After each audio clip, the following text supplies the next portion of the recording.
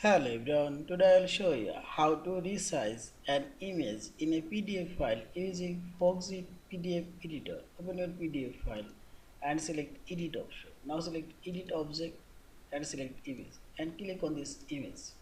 First I will decrease image size and I will decrease the image size remaining same ratio. Press Shift and Alt key from your keyboard and hold it and decrease this image size. Also you can customly decrease this image size and click right button and select properties and select here general option. Here also you can change your image wide. I'll make it 6 and height I'll make it 4.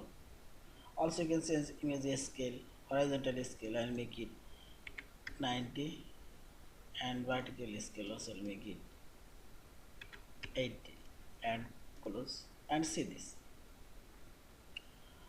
Also you can crop your image, click right button and here you will find this at clip path and select a rectangle